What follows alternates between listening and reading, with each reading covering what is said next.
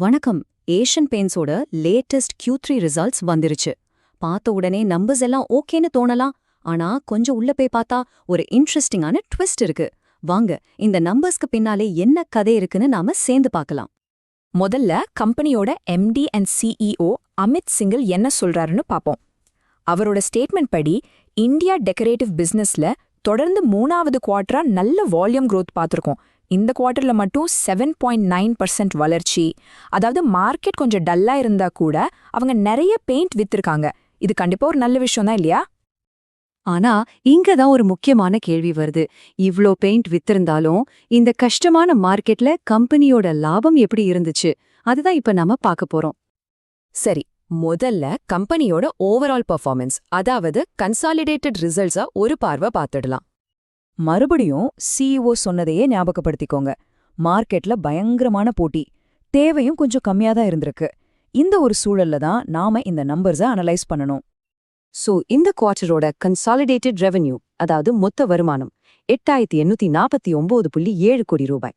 சரி, இது போன வருஷத்தோட இதே குவார்ட்டரை விட அதிகமா கம்மியா? போன வருஷத்தோட கம்பேர் பண்ணா இது ஒரு 3.9% அதிகம். பாக்குறதுக்கு இது ஒரு சின்ன growth மாதிரி தெரியலாம். ஆனா மார்க்கெட் கண்டிஷனை மனசுல வச்சு பார்த்தா இது ஒரு பாசிட்டிவான விஷயம்தான். ஓகே, வருமானம் பார்த்தாச்சு.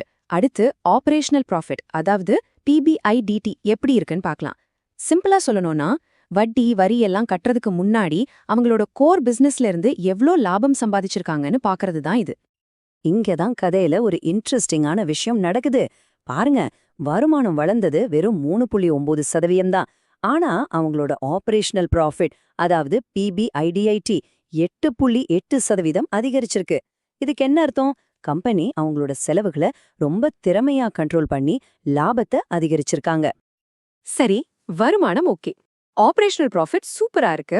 அப்போ எல்லா செலவும் போக கையில நின்னு கடைசி லாபம், அதாவது நெட் ப்ராஃபிட் எப்படி இருக்கும்? வாங்க இந்த குவார்ட்டரோட அந்த பெரிய சஸ்பென்ஸை உடைக்கலாம். இங்கேதான் அந்த ட்விஸ்ட்.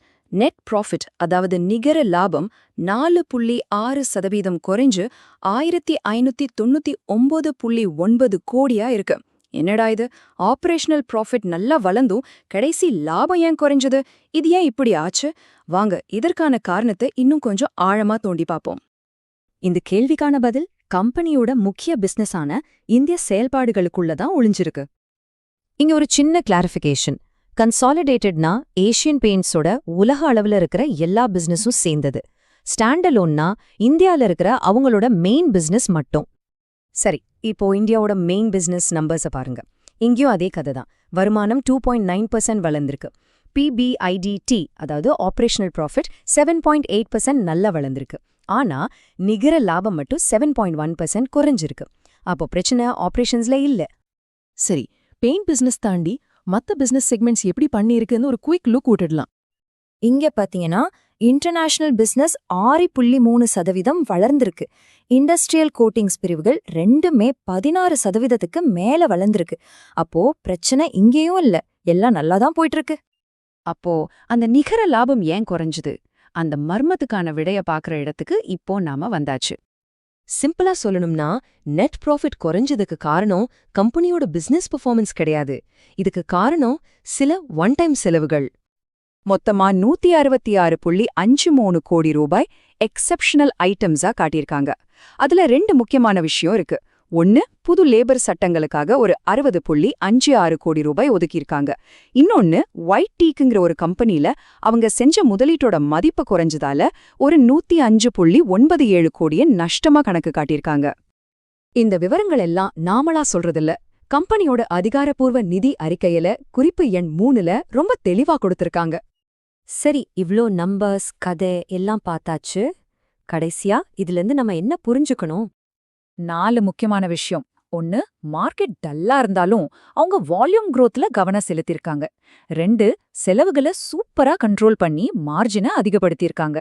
3, நெட் ப்ராஃபிட்ல நாம பார்த்த அந்த சரிவு பிசினஸ்ல வந்த நஷ்டம் இல்ல, அது சில ஒன் டைம் கணக்கு சரிபார்த்தல் தான். 4வது, இத்தனை சவால்களுக்கு மத்தியிலையும் கம்பெனியோட கோர் பிசினஸ் ரொம்பவே வலுவா இருக்குன்னு காட்டியிருக்காங்க. இந்த ரிசல்ட்ஸ் மூலமா ஏஷியன் பெயிண்ட்ஸ் அவங்களோட திறமையை நிரூபிச்சிருக்காங்க. ஆனா இனி வரப்போற குவார்ட்டர்ஸ்லயும் இதே மாதிரி கஷ்டமான மார்க்கெட்டை சமாளிச்சு இந்த பெர்ஃபார்மன்ஸை தக்க வைக்க முடியுமா? அதுதான் இப்போ நாம எல்லாரும் பார்க்க வேண்டிய முக்கியமான கேள்வி. இத பத்தி யோசிங்க. அடுத்த அனாலிசிஸ்ல சந்திப்போம்.